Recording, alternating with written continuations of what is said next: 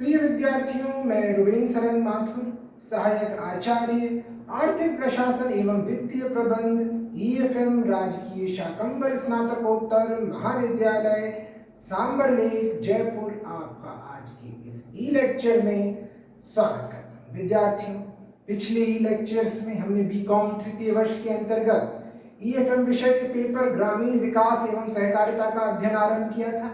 इसके अंतर्गत बाद में हमने सहकारिता का अध्ययन भी आरंभ किया था और सहकारिता के अंतर्गत हमने पढ़ा था सहकारिता का अर्थ क्या है, सहकारिता की परिभाषाएं, सहकारिता की विशेषताएं, सहकारिता के उद्देश्य, सहकारिता के सिद्धांत, और हमने पढ़ा किस प्रकार सहकारिता और पूंजीवाद उनमें समानता क्या है और उनमें भिन्नता क्या है।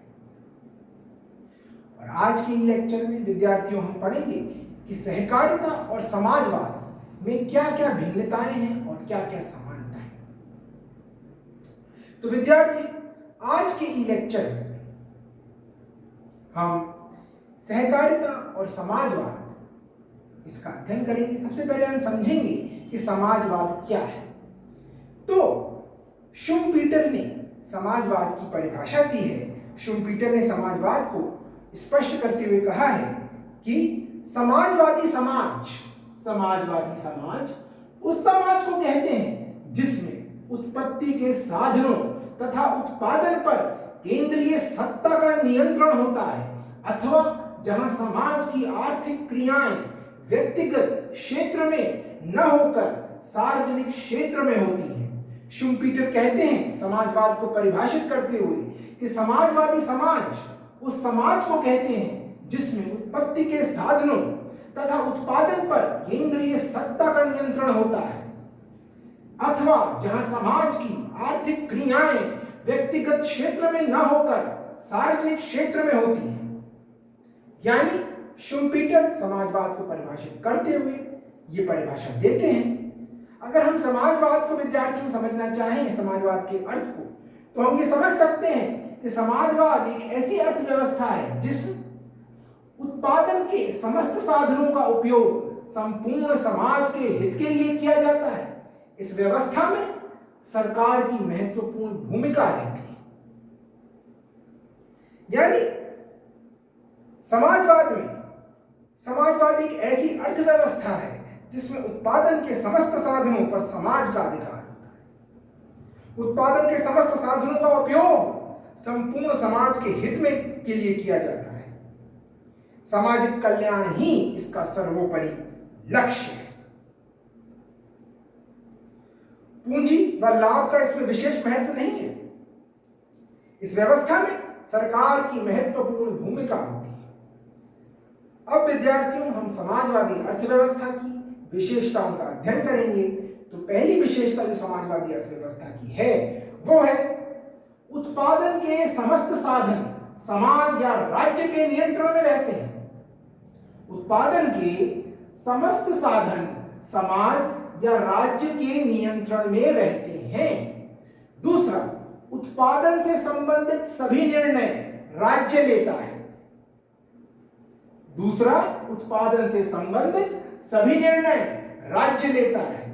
तीसरा, उत्पादन से जो लाभ प्राप्त होता है उसका वितरण राज्य समाज के हित में करता है।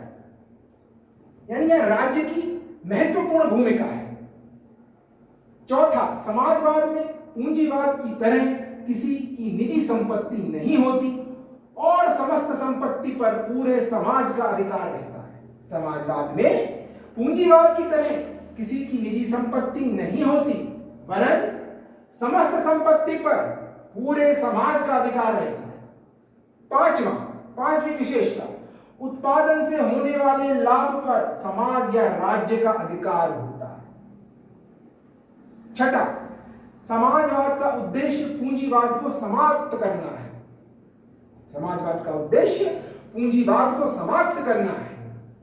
सातवां, सरकार देश में रोजगार की व्यवस्था करती है। पूंजीवाद की समाजवाद के अंतर्गत सरकार देश में रोजगार की व्यवस्था करती है। आठवां, समाजवाद में निजी साहस का अभाव पाया जाता है। इस प्रकार से विद्यार्थियों हमने देखा कि समाजवादी अर्थव्यवस्था किस प्रकार काम करती है। समाजवादी अर्थव्यवस्था की विशेषता तो यह है कि उत्पादन के समस्त साधन समाज या राज्य के नियंत्रण में रहते हैं और उत्पादन से संबंधित सभी निर्णय भी राज्य ही लेता है। उत्पादन से प्राप्त लाभ का वितरण भी राज्य समाज के हित में करता है। निजी संपत्ति का अभाव पाया जाता है, निजी साहस का अभाव पाया जाता है। समाजवाद का उद्देश्य पूंजीवाद को समाप्त करना है।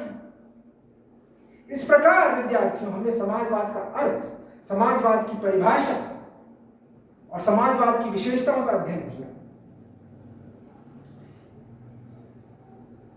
समाजवाद और सहकारिता, इनमें क्या समानताएं हैं? यदि हम इसकी बात करें तो समाजवाद और सहकारिता, इन दोनों के बीच क्या समानता है?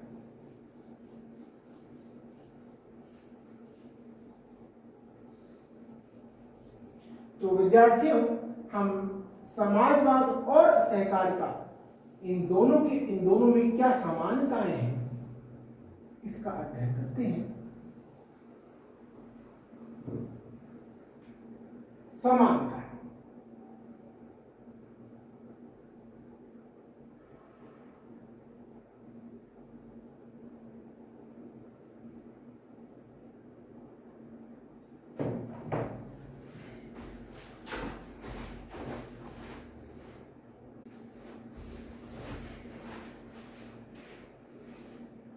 विद्यार्थी, अब हम समाजवाद और सहकारिता के बीच जो समानताएं हैं उनका अध्ययन करेंगे। तो निम्न बिंदुओं के आधार पर हम सहकारिता और समाजवाद की समानताओं का अध्ययन करेंगे। तो पहली समानता तो सहकारिता और समाजवाद में है, वो है पूंजीवाद के विरुद्ध। तो यदि हम पूंजीवाद के विरुद्ध की बात करें तो सहकारिता व समाजवाद दोनों का ही उदय पूंजीवाद के दोषों को दूर करने के लिए हुआ है। यानी सहकारिता और समाजवाद दोनों का ही उदय पूंजीवाद के दोषों को दूर करने के लिए हुआ था। तो ये एक समानता हुई। दूसरी, प्रजातंत्र पर बल। सहकारिता व समाजवाद दोनों ही प्रजातंत्र पर बल देते हैं, उसका पक्ष लेते हैं। ये एक समानता हुई। तीसरी समानता, उद्देश्यों में एकता। विद्यार्थियों, दोनों ही अर्थव्यवस्थाएं व्यक्तिगत लाभ को महत्व न देकर सामूहिक लाभ या समाज कल्याण को महत्व देती हैं। समाजवाद और सहकारिता दोनों ही व्यक्तिगत लाभ को महत्व न देकर सामूहिक लाभ या समाज कल्याण को महत्व देती हैं। अगला, धन का वितरण। तो विद्यार्थियों, सहकारिता व समाजवाद आर्थिक समानता व न्याय के सिद्धांतों पर चलते हैं। ये दोनों, सहकारिता और समाजवाद, आर्थिक न्याय और आर्थिक समानता और न्याय के सिद्धांतों पर चलते हैं। इसलिए इस कारण से ये दोनों धन का कार्य अनुसार समान वितरण चाहते हैं। दोनों धन का कार्य अनुसार समान वितरण चाहते हैं। पांचवा बिंदु, प्रतिस्पर्धा। तो विद्यार्थियों, पूंजीवाद की तरह इन दोनों व्यवस्थाओं में प्रतिस्पर्धा का कोई स्थान नहीं है। पूंजीवाद की तरह पूंजीवाद में प्रतिस्पर्धा पाई जाती है, लेकिन इन दोनों व्यवस्थाओं में, सहकारिता और समाजवाद में, प्रतिस्पर्धा का कोई स्थान नहीं है, क्योंकि ये न्याय, समानता, प्रजातंत्र व एकता के सिद्धांतों पर चलते हैं। छठा, वर्ग संघर्ष की समाप्ति। तो विद्यार्थियों, पूंजीवाद वर्ग संघर्ष को जन्म देता है, किंतु सहकारिता और समाजवाद में वर्ग संघर्ष का कोई स्थान नहीं। सातवां, समानता की भावना। विद्यार्थियों, सहकारिता और समाजवाद दोनों में वर्ग, जाति, रंग भेद नहीं होता। प्रत्येक व्यक्ति का समान महत्व होता है तथा सबको विकास के समान अवसर मिलते हैं। आठवां, मानवीय गुण। विद्यार्थी, दोनों ही व्यवस्थाएं, सहकारिता और समाजवाद, मनुष्यों में मानवीय गुणों का विकास करते हैं ये एक ऐसे आदर्श समाज की स्थापना करना चाहते हैं जिसमें रहने वाले व्यक्ति ईमानदार हों, निस्वार्थ भाव से कार्य करने वाले हों, परस्पर प्रेम हो तथा मानवीय गुणों से परिपूर्ण हो। इस प्रकार से हमने देखा कि सहकारिता और समाजवाद में क्या क्या विशेषताएं हैं, क्या क्या समानताएं हैं, यानी दोनों में क्या क्या समानताएं हैं, इसका अध्ययन हमने किया। सहकारिता और समाजवाद के निम्न 8 बिंदुओं से पूंजीवाद के विरुद्ध प्रजातंत्र पर बल, उद्देश्यों में एकता, धन का वितरण, प्रतिस्पर्धा, वर्ग संघर्ष की समाप्ति, समानता की भावना, मानवीय गुण। समाजवाद व सहकारिता को एक ही मानते हुए प्रोफेसर कोल कहते हैं कि सन 1844 में ग्रेट ब्रिटेन में समाजवाद तथा सहकारिता का अभिप्राय, यानी सन 1844 में ग्रेट ब्रिटेन में समाजवाद तथा सहकारिता का अभिप्राय 2 विभिन्न मतों से नहीं था, बल्कि उनकी एक ही शिक्षा थी। इस संबंध में अर्नेस्ट पोयसन कहते हैं कि सहकारिता स्वभाव से समाजवाद है। तो इन विभिन्न विद्वानों की इन मतों से, इन दृष्टिकोणों से स्पष्ट है कि समाजवाद व सहकारिता में अनेक समानताएं हैं व उद्देश्यों में भी एकता है। अब विद्यार्थियों, हम समाजवाद और सहकारिता में अंतर का अध्ययन करें।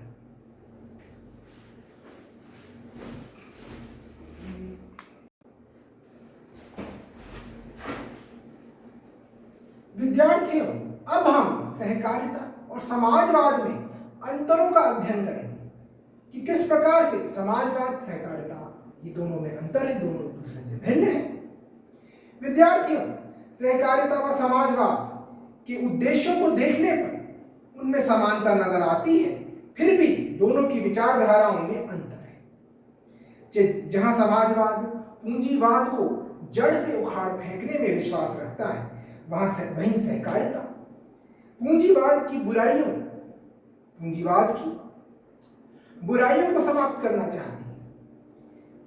समाजवाद तो पूंजीवाद को जड़ से उखाड़ फेंकना चाहता है, किंतु सहकारिता पूंजीवाद की बुराइयों को समाप्त करना चाहती है। एक ओर सहकारिता शांतिपूर्ण आंदोलन है, तो दूसरी ओर समाजवाद क्रांतिकारी आंदोलन है।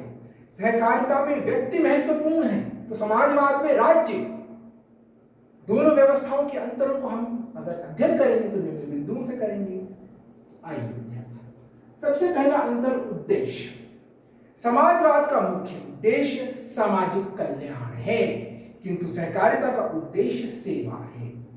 इसी से सहकारिता का जो हम उद्देश्य है, सहकारिता का उद्देश्य सेवा है, जबकि समाजवाद का उद्देश्य सामाजिक कल्याण है। सत्ता, समाजवाद में सत्ता सरकार में केंद्रित होती है। इसमें सभी आवश्यक निर्णय सरकार द्वारा लिए जाते हैं, किंतु सहकारिता सत्ता के विकेंद्रीकरण पर बल देती है। इसमें प्रत्येक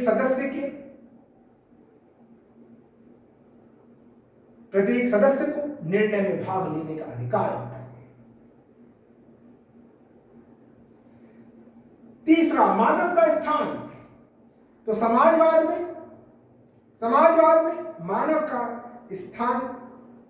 के स्थान पर समाज को अधिक महत्व दिया गया है। समाजवाद में मानव के स्थान पर समाज को अधिक महत्व दिया गया है, किंतु सहकारिता में मनुष्य ही सर्वोपरि है। यानी सहकारिता में मनुष्य को अधिक सहकारिता में मनुष्य को महत्व दिया गया है, जबकि समाजवाद में मानव के स्थान पर समाज को अधिक महत्व दिया गया है। अगला बिंदु, पूंजीवाद के संबंध में दोनों का दृष्टिकोण। तो समाजवाद पूंजीवाद को जड़ से समाप्त करने का प्रयास करता है, जबकि सहकारिता पूंजीवाद की बुराइयों को समाप्त करना चाहती है। पांचवा बिंदु, सदस्यता। समाजवाद एक राजनीतिक विचारधारा है, प्रत्येक व्यक्ति को उसका सदस्य बनना आवश्यक होता है। इसमें स्वेच्छा पर कोई ध्यान नहीं दिया जाता, किंतु सहकारिता में सहकारी संस्था एक आर्थिक संगठन है, अतः इसका सदस्य बनना या ना बनना व्यक्ति की इच्छा पर निर्भर है। अगला बिंदु विद्यार्थियों, स्वतंत्रता। समाजवाद में व्यक्तिगत स्वतंत्रता प्राय समाप्त कर दी जाती है। कोई भी कार्य व्यक्ति शासन की इच्छा के विरुद्ध नहीं कर सकता।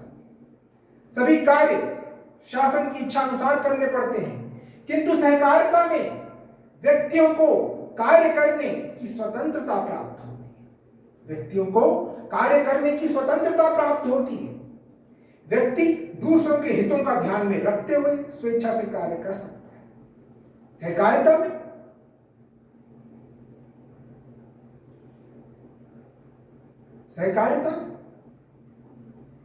सहकारिता का मूल मंत्र है एक सबके लिए व सब एक के लिए।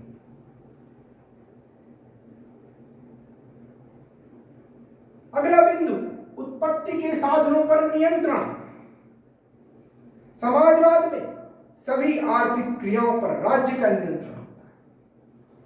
देश में किन वस्तुओं का कितना उत्पादन किया जाएगा व कितना वितरण किया जाएगा, सभी कुछ राज्य तय करता है, किंतु सहकारिता में सदस्यों का जो नियंत्रण होता है सहकारिता में सदस्यों का सामूहिक नियंत्रण होता है। इसमें जनतांत्रिक नियंत्रण द्वारा सदस्य सामूहिक रूप से यह अंदाजा लगाते हैं कि समिति किस विधि से कितना उत्पादन करेगी। 8वां, राज्य का हस्तक्षेप। तो विद्यार्थियों, समाजवाद में राज्य ही सर्वोपरि है। सभी कार्यक्रम सरकार के नियंत्रण में ही चलाए जाते हैं, अतः राज्य का हस्तक्षेप होना स्वाभाविक है। किंतु सहकारिता सरकारी संगठन नहीं है। ये सरकार से सहायता तो ले सकता है, किंतु उस पर आधारित रहना आवश्यक नहीं है, अतः सरकार इसके कार्यों में हस्तक्षेप नहीं करती। 9वां, परिवर्तन की गति। विद्यार्थी, समाजवाद में क्रांतिकारी परिवर्तन होते हैं। यह समाज में विद्यमान संगठन को शीघ्र ही बदल देना चाहता है,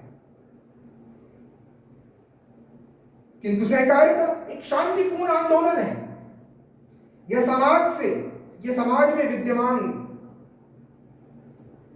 समाज में शांतिपूर्ण परिवर्तन लाता है। 10वां, आधिक्य का वितरण।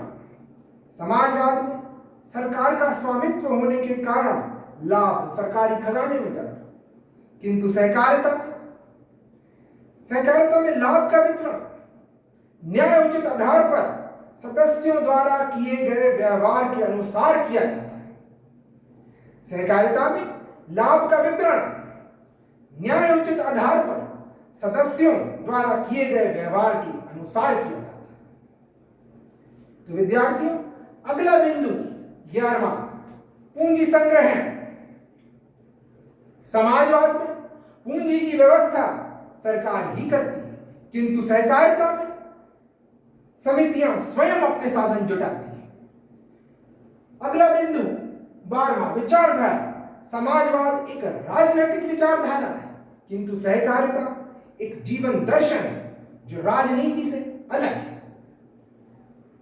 13वां, निर्भरता। समाजवाद व्यक्ति को राज्य पर निर्भर होना सिखाता है, जबकि सहकारिता व्यक्ति को आत्मनिर्भर बनाती है। सहकारिता व्यक्ति को आत्मनिर्भरता सिखाती है। उपचार। समाजवाद आर्थिक बुराइयों का राजनीतिक उपचार है। किंतु सहकारिता आर्थिक बुराइयों का गैर राजनीतिक उपचार है। तो इस प्रकार विद्यार्थियों, हमने निम्न बिंदुओं के आधार पर देखा कि सहकारिता और समाजवाद में क्या अंतर है। पहला, उद्देश्य। दूसरा, सत्ता। तीसरा, मानव का स्थान। चौथा, पूंजीवाद के संबंध में दृष्टिकोण। पांचवा, सदस्यता। छठा, स्वतंत्रता। सातवां, उत्पत्ति के साधनों पर नियंत्रण। 8वां राज्य का हस्तक्षेप, 9वां परिवर्तन की गति, 10वां आधिक्य का वितरण, 11वां पूंजी का अधिग्रहण, पूंजी संग्रहण, 11वां पूंजी संग्रहण, 12वां विचारधारा, 13वां निर्भरता, 14वां उपचार। तो इस प्रकार विद्यार्थियों हमने समझा कि सहकारिता किस प्रकार से समाजवाद से भिन्न है। आगे के लेक्चर्स में हम आगे का अध्ययन करेंगे विद्यार्थियों। आज की लेक्चर में हमने देखा कि समाजवाद क्या है, समाजवाद की विशेषताएं क्या हैं, समाजवाद का अर्थ और परिभाषा क्या है, समाजवाद और सहकारिता में क्या क्या समानताएं हैं, और समाजवाद सहकारिता से किस प्रकार भिन्न है, दोनों में क्या क्या असमानताएं हैं। आज की लेक्चर में इतना ही। बहुत